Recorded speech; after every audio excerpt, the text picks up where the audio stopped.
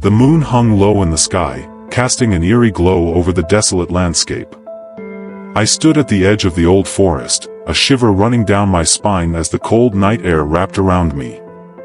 The rumors of this place were enough to keep most people away, but my curiosity had always been a double-edged sword. Tonight, it had led me here, to the heart of the forest where spectral whispers were said to haunt the living. The trees loomed tall and ancient, their twisted branches reaching out like skeletal fingers. As I stepped deeper into the woods, the crunch of leaves underfoot seemed unnaturally loud in the otherwise silent night.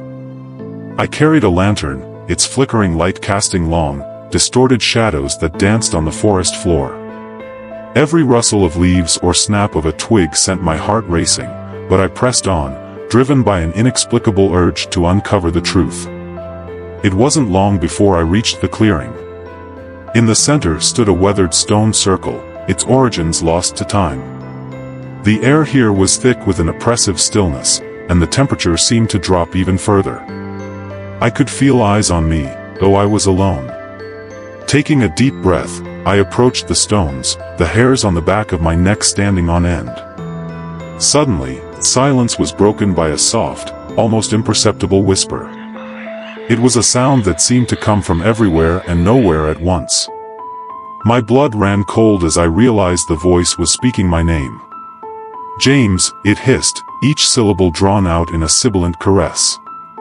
I spun around, my lantern swinging wildly, but there was no one there.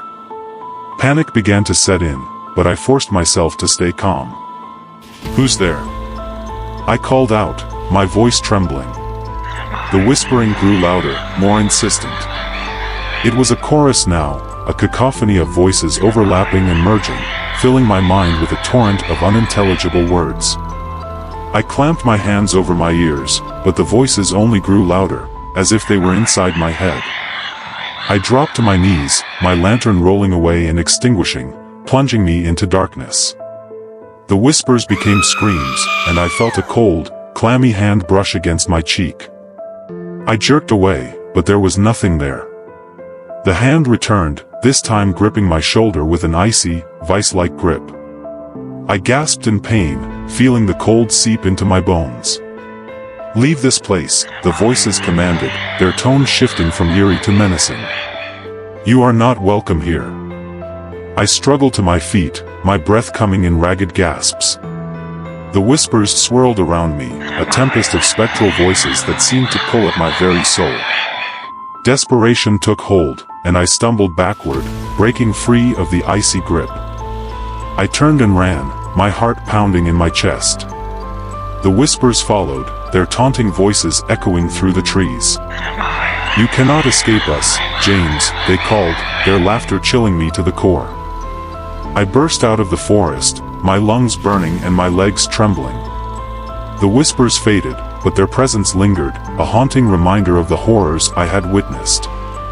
I didn't stop running until I reached my car, throwing myself inside and locking the doors. My hands shook as I fumbled with the keys, finally managing to start the engine. As I sped away from the forest, I glanced in the rearview mirror. For a moment, I saw a figure standing at the edge of the trees, watching me with glowing eyes. I blinked, and it was gone. But the whispers remained, a faint echo in the back of my mind, a sinister reminder that I had ventured into a place where the living were not meant to tread. I never returned to that forest, but the memory of that night haunted me. The spectral whispers, the cold touch, the voices calling my name, they were etched into my soul.